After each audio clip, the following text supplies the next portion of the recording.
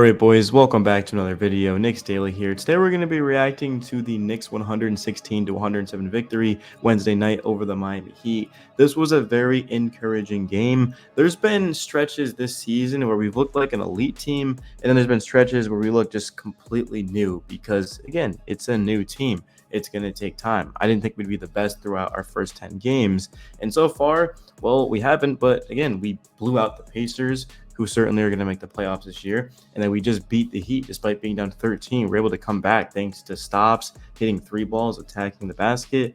Jalen Brunson was not great in this game. He was 6 of 18, but he got going down the stretch. Cat is the storyline of this game. This is exactly why the Knicks traded for him. He shoots 4 of 5 from 3. 5 attempts is more than every Knicks center combined took last season. I mean, that alone is why we got Cat, but it's also his ability to rebound. He has 13 as a guy that averages about 13 in his career. Only 8 last year, but he's playing the 5 now, so he has to attack that. And certainly a 17 to 25, he was attacking the interior. He's going up against Bam Adebayo, who might be the best defender in the league. And at the worst, he's a first-team all-defensive guy. He's always in the top 5, top 3 for Defensive Player of the Year voting. Jimmy Butler was quiet in this game. Obviously he's not guarding Cat. I mean, there was like a couple of possessions where Jimmy needed a double team because of the size differential, but it's exactly why, guys, we made the trade. I mean, everyone was saying, why do you give up Devo? Why do you give up Randall? We had good chemistry. We know Randall's all NBA when he's healthy. This is why. Cat is an absolute superstar. He's one of the best players in basketball, and he showed exactly why in this game. He was a plus 15, which is a game high. He couldn't miss. He defended. He attacked the glass. The only knock I have on Cat in this game is 5 fouls, and I would say 4 of them were just pretty ridiculous. It was 2 were offensive fouls, and then there was a couple that just cheap, like reach-ins. You got to play defense with your feet, not your hands. But, I mean, he was incredible. Jalen Brunson was, what does he do? He goes out, gets 14 rebounds, 6 assists, and 10 points. And the thing that I like the most about Hart is that he's not just chasing stats. He's going after the board. He's attacking. He's relentless. I mean, we don't win this game without Josh Hart. We certainly don't win 50 games last year and get to a game 7 in the second round without Josh Hart. He's just the absolute soul of this team. And I'm all for it, man. Hart, 2 of 5 from 3. If you can give a defense on Jimmy Butler, who only had 15 points. I mean, 6 of 9 is good efficiency, 15 points. But if you're telling me we're holding Jimmy to 15, I'm like, we're winning this game. Tyler Herro was the one guy who gave us trouble. We'll get in him a little bit later. But OG Anunoby, quiet game. He's been pretty quiet all season. He's not really shooting much, but we know OG's out there, obviously, to defend and to give us a spark. He had 11 points. Good efficiency, though, 3 of 6 from 3. Love to see it. He was also shooting the basketball with high confidence, too. That's one thing about OG that I like, is he's not afraid to let it fly. I love it. Mikal Bridges, 4 of 11 from 3. He came into this one shooting, 43% from 3. Another good efficiency game. 6 of 16 from the field. Not exactly greatest, very similar to Brunson, but I'll take 17. I'll take the 2 steals, the 2 blocks. He did great defense. Also was on Jimmy Butler a lot. That's why he only took 9 shots. Talking about Jimmy was because of the relentless defense of Bridges and Josh Hart. Anunoby played a little bit of defense on him too. And then in terms of the bench, only 3 guys come off of it. This was a close game from start to finish, so I'm not too surprised. Jericho Sims, 9 minutes.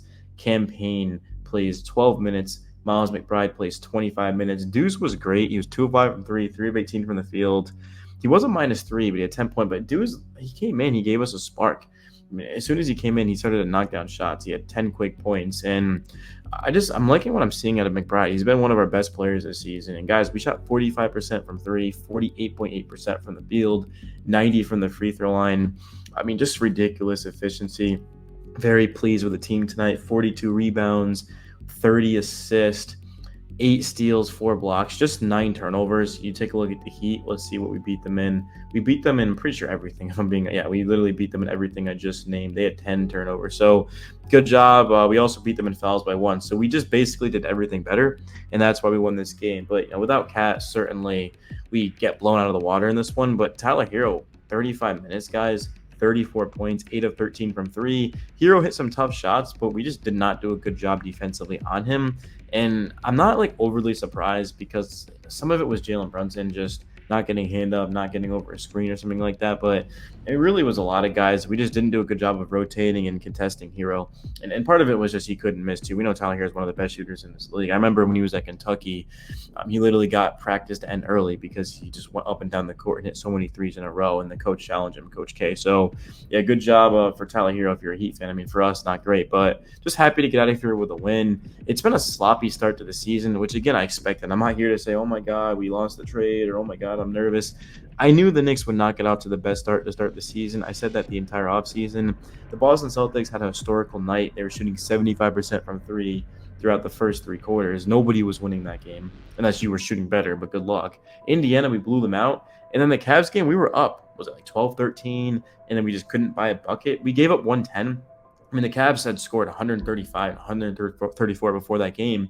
So the Cavs were red hot. So we held them to 110. We should have won that game, but we got too many cold stretches. There was some hot, there was some cold, right? It's like a Katy Perry song or whatever. Now we're at Detroit and we're at Houston the next two games. So I'll definitely have a video for you guys after those. But overall, I'm just pleased with how we played tonight. This felt like, I'm not going to say a playoff game because it's too early in the season, but there was just a lot of physicality. It was like an old school, Mike Breen said it best, it was like an old school, just grit and grind Eastern Conference type of game. The Knicks won this one not only because they have a lot of talent. Like, we know the Knicks on paper are probably the best team in basketball, or maybe the second best, right? If you want to go, we'll go with Boston. We're the second best team on paper in all of basketball. You could debate we've got the best starting five. I don't know about the best team, but we have Brunson, who was a top 5 player last year, Cat, OG, Bridges, and Hart. Like, it just doesn't really get much better than that. But we didn't win this game necessarily because of talent. Yeah, Cat went off. That's fine. But we just won it because we wanted it more.